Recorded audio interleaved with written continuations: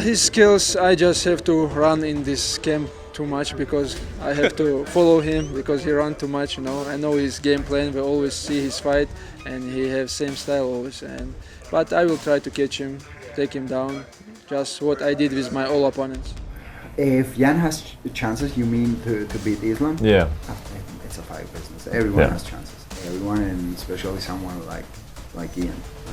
He's been able to collect a lot of experience during his run in the UFC, and why not? I see him with a lot of chances. Yeah.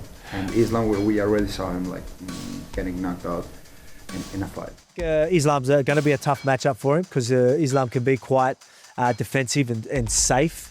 I think he's going to know he needs to play it safe. This is just like a regular opponent, nothing some between country, but still we have 2-0 now. It's going to be 3-0. Yeah, I think it's going to be a really stressful fight for Ian Garry, though. I don't think he's going to be as comfortable because he's going to be shitting his pants about the takedown because he sees how good Islam is on the ground. And that's a good point, honestly. And Islam's going to throw hard on the feet, too. Because we're talking about how good of a striker Garry is, but also when I was in there with Islam, I didn't want to plant and throw heavy shots too much because I didn't want him to grab my legs. So it made me fight a little different, and that could be with Ian too. You get a little timid, you don't throw the same shots you would normally throw because the takedown threat is so in front of you. Try to get closer to him. So it's an interesting matchup, and I can't wait to see how those two approach the dynamic of that fight. Alexander Volkanovski has shared the octagon with Islam Makhachev twice and understands the technical chess match that a fight with him becomes level. So if he starts out grappling Islam or stop and takedown defense and things like that, then I'm going to be like, oh, okay, now I'm seeing something that I haven't really seen. So now then my opinion might change within the first round. But I haven't really seen that. So I'm going to go with what I know, and I know he can hit hard. I felt it firsthand. I didn't feel, actually, I don't remember it. But it's again, if he puts his hands, he can definitely catch him. And asked about his preparation for UFC 330, Islam Makhachev reports that his camp is going well, training with his team at Natan MMA in New Jersey. Yeah, everything is going very well. We stay in the same gym. Like last couple of fights, we stay in New Jersey and training in Natan MMA. It's very nice gym. I have too many my brothers and friends and sparring partner with me. Almost all team is here. We're training together. Habib is here, Javier is here, and we're training every day very hard to be ready. Prates has shared the octagon with Ian Garry and knows what it takes to compete at the welterweight level. He called it a hard fight for Garry, noting the difficulty of stepping up against a champion of Makhachev's caliber. After losing, I learned a lot of things, I think you guys can see how different I am inside the octagon, and yeah, let's do this. I hope he beat Islam. I think it's a really hard fight, of course, but I think he have some skills to beat Islam, and let's go, let's do this. I will be there watching. The fight is gonna be 2 days before my birthday, so I'm gonna ask UFC as a gift or present of birthday, bring me to the fight and let me watch. Now, Mike Malott, who has shared the octagon with some of the welterweight division's best and knows what it takes to compete at the highest level. In the UFC 330 main event between Islam Makhachev and Ian Garry, he says he wouldn't be shocked if Garry pulls off the win, noting that Garry has done really well in fights in the past. It seems like Islam's going to fight Ian Garry next, as far as the top of your weight class. Do you think Ian can beat him? I think Ian's a really high-level fighter, man. I think it's a tough test for him, but I wouldn't be shocked, man. He's done really well in fights in the past, and there have been moments where there are guys that you think he might struggle with more, and he's looked great. He's one of the best guys out there. It's definitely not a cakewalk of a fight for either one of these guys.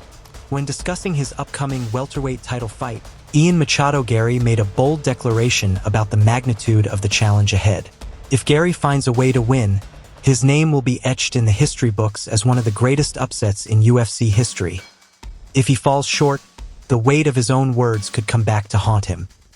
This is the fight I've been begging for. This is the fight I've deserved, I've earned, against the toughest task There is no tougher challenge. You cannot name me a fighter right now in recent history who has tried to come up and competed against this level of champion, a two-weight world champion, on a record-setting, unbeaten streak in the UFC, the #1 pound-for-pound fighter on the planet. It's the toughest challenge for a challenger to become the champion ever, and I thrive off that excitement.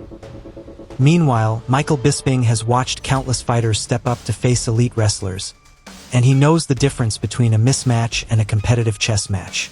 Now, as Islam Makhachev prepares for his first welterweight title defense against Ian Garry at UFC 330, he argues that Makhachev is considered the pound-for-pound best and a heavy favorite due to his elite sambo and wrestling. Get a hold of Ian Garry and take him down. Yeah, it's probably going to be easy. Ian will struggle to get back to his feet, and I don't think he can match Islam in terms of jiu-jitsu or submission grappling, okay? But it's the style that Ian Garry has. It is the length and the reach that he has, and it is his ability to silence out the crowd and not give a damn if you people are booing. If everyone in the arena is throwing their popcorn and the drinks and going, boo, this is garbage, because all Ian Garry is doing is dancing around, popping the jab, throwing the right hand, using push kicks to keep Islam away, he won't care, because on paper, or according to the judges, he's winning the... As Michael Bisping looks at the bigger picture of Islam Makhachev's career, he notes that Islam is looking to make his first welterweight title defense after holding the lightweight strap, aiming to achieve a rare two-division defense legacy. If Makhachev succeeds in defending both belts, he could cement his status as one of the most dominant champions in UFC history. Yeah, I don't think he's thinking about that. All he's thinking about doing is something that other people have never done, and that is defend belts in two weight divisions. As I say, he defended 4 times at lightweight, and now this will be his first ever defense at welterweight. And by the way, if he gets through Ian Garry, and that is a big if, and I say that respectfully, and I assume Islam will be a massive favourite, and rightly so. I'm just saying, you can never count your chickens in this sport. You should never underestimate. Reflecting on his legacy and the comments from his coach Javier Mendez regarding his status as a potential greatest of all time, Islam Makhachev expressed his continued passion for the sport, enjoyment of the training camp process, and his motivation to keep winning and breaking records. Now, as he prepares for his first welterweight title defense against Ian Garry at UFC 330, he shares that the desire to compete remains as strong as ever, not just for the belt, but for the legacy that comes with it. We spoke to your coach Javier Mendez earlier this week. He says if you beat Ian, maybe get through one more, you should be in the conversation as the greatest UFC fighter that has ever lived, maybe over John Jones. What's your response to Javier? Oh, I just gonna keep going, you know. I love the sports. I love how we travel with all brothers together, spend time, you know. I enjoy. Even now I moved to welterweight, no more cutting weight, and I enjoy the camp. I enjoy every moment, you know. I'm gonna still fighting. I'm gonna still... As a former wrestler himself, Chael Sonnen explains that moving backward is penalized as stalling in wrestling, but highlights it as a controversial yet effective tactic to neutralize pressure. If a fighter relies too heavily on that backward movement without offering counterthreats, it can become a tactical liability rather than a defensive asset. For a fighter, this isn't just about movement. It's about balancing defensive survival with the need to score points and win rounds. In wrestling, as a matter of fact, the wrestling that you see in your schools or even the international styles that you might see at the Olympic Games, you must, per the rules, stand in one spot or go forward. You cannot go backwards. They'll call you. They'll call you for stalling. They'll call you again and they'll give a point. They'll call you enough times, they'll disqualify you and end the match. Like, it's a really big deal. No wrestling can take place if one of the two guys is going backwards. When looking at the most intriguing aspects of the Makhachev-Garry matchup, Chael Sonnen finds the perspective clash between Islam's pressure and Garry's footwork to be a compelling tactical puzzle. If Garry's movement can keep Makhachev at bay, it could disrupt the champion's rhythm. If Makhachev's pressure overwhelms Garry's footwork, the fight could become one-sided. For Garry, this isn't just a fight. It's the ultimate test of whether his movement can survive the pressure of the sport's most relentless grappler. And if Ian does play that game of cat and mouse with that long reach that he has, right? Is it enough to say that Ian's going to upset Islam? Boy, Islam's pretty special. I don't know that it is, but is it enough to make it interesting? It made it interesting when Ian took on Rakhmonov. Ian had a plan, and that fight wasn't boring. And that fight wasn't just about Rakhmonov chasing him down to try to get a hold of him. I don't know that Islam's assessment is accurate. Islam Makhachev makes his first welterweight title defense against Ian Garry in the UFC 330 main event on August 15th in Philadelphia, and the stylistic clash between Makhachev's relentless pressure and Garry's movement is the kind of tactical puzzle that could define the division. Let us know in the comments who you've got, the Dagestani pressure or the future, and what round or how it ends. If you enjoyed this breakdown, hit that like button, subscribe, and turn on the bell so you don't miss more fight previews and predictions.